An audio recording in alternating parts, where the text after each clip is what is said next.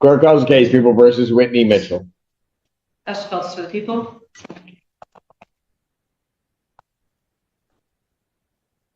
Good morning, Assistant Public Defender Lauren Perry on behalf of Ms. Mitchell. State your name for the record. Whitney Mitchell. Thank you. Your Honor, this was adjourned from last Wednesday when Ms. Mitchell was remanded.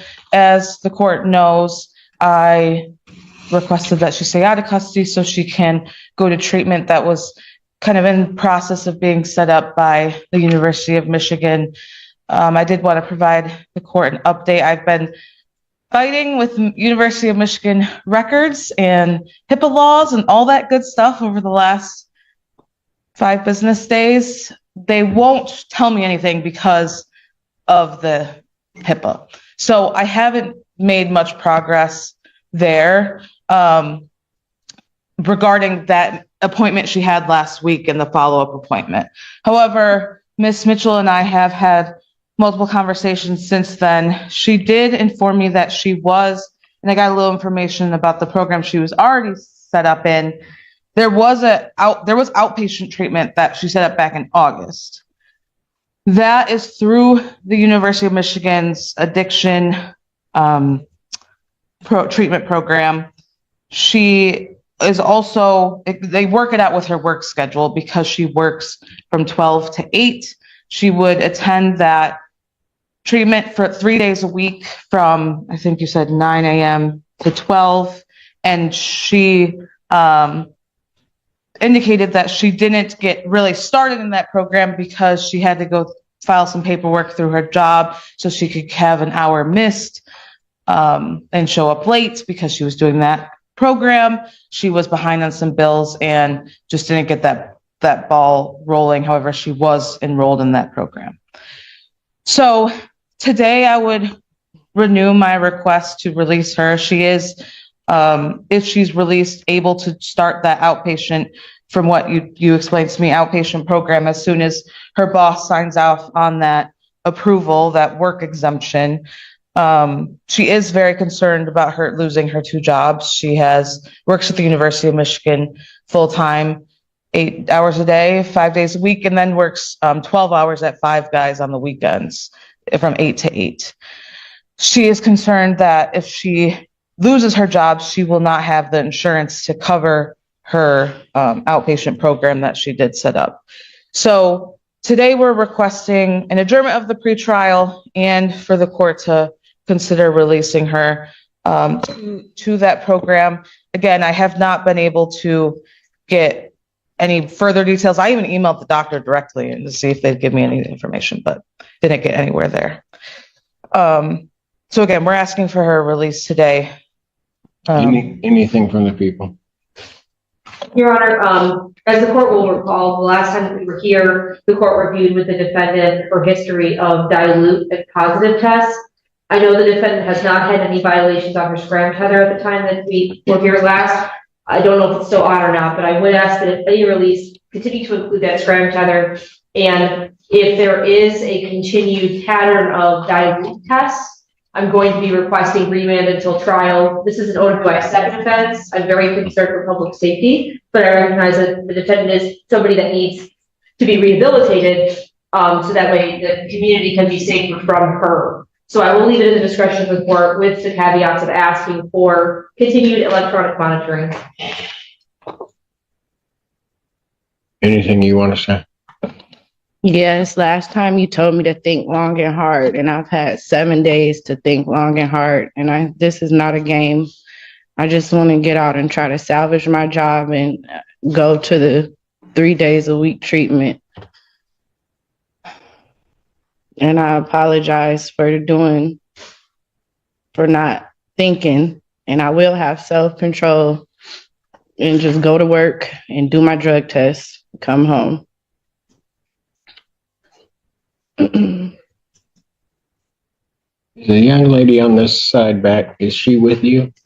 All 3 of them are with me. Who do I have? Mom, grandma, and that's my auntie. Your grandmother showed up with you last time. last time. Now it's my mom, my grandma, and my auntie but I'm older than her. So it's like I don't need to know that. I'm older. When I look at him, you look older than all. Yeah, I said it. Oh,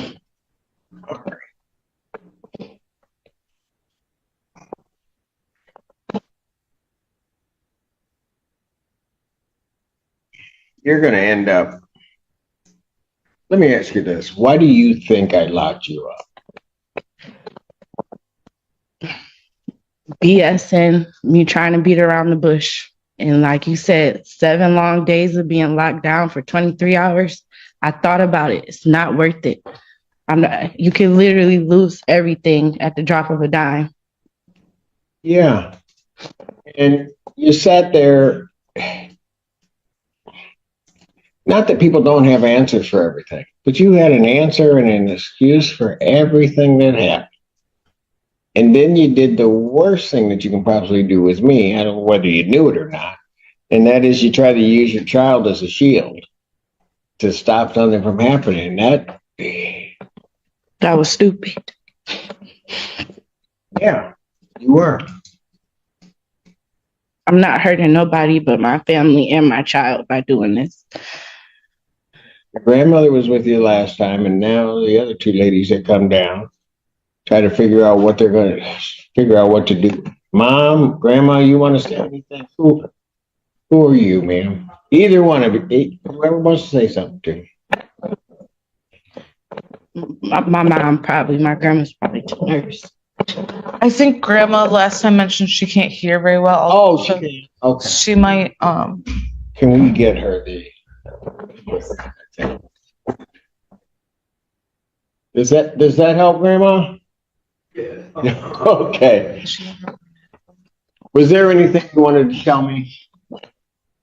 Well, I think that we need to go to treatment, to rehab.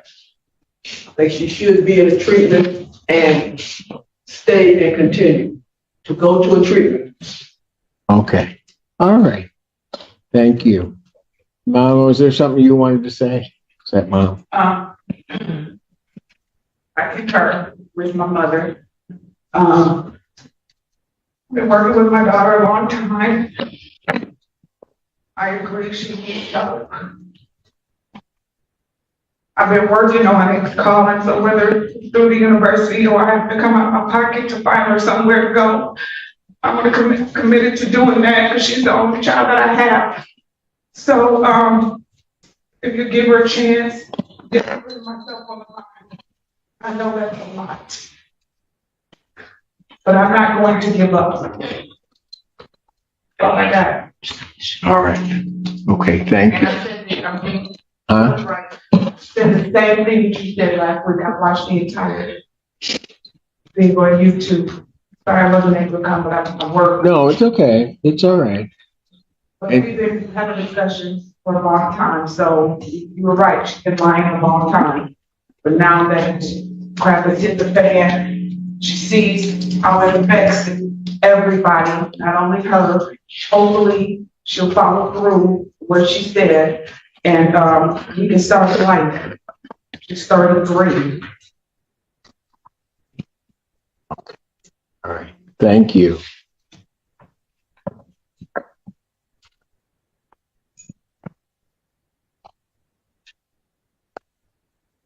Somehow, although your mom wasn't here, somehow, when I looked at your grandmother, I knew what I was telling you, you had already been told before, probably repeatedly.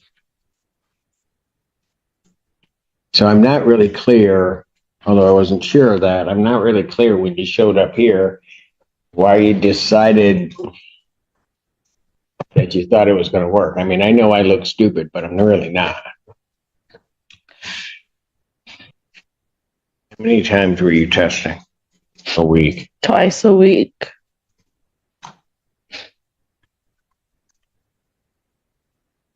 and at the, outpatient program, she will be tested 3 times a week there as well. Yep, 3 times a week.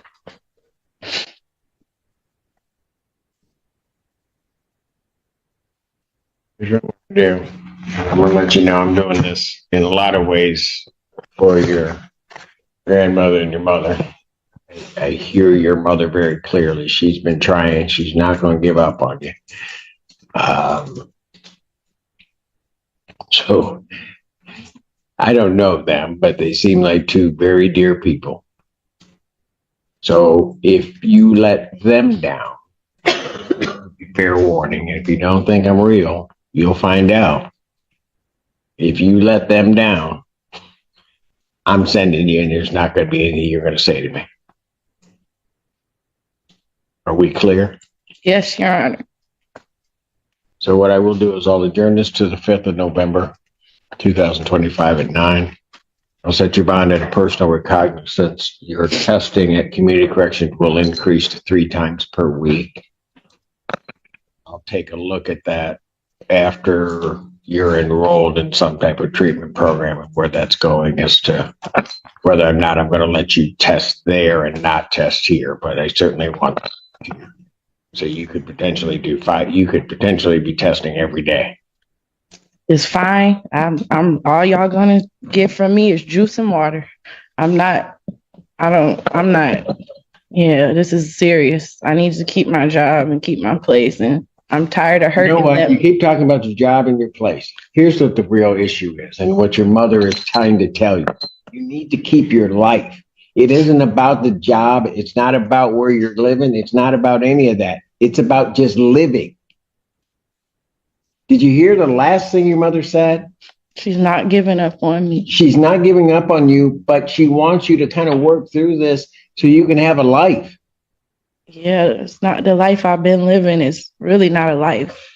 No, it's not. And the problem is, and your mom knows this and grandma knows this, if you kept along the same path, you're going to end up dead. The only thing that they're going to be celebrating is your life at some homecoming ceremony or homegoing ceremony or funeral. And you need to understand it. That's how serious it is. There's not really a monetary value that you're trying to place on it. It isn't about that.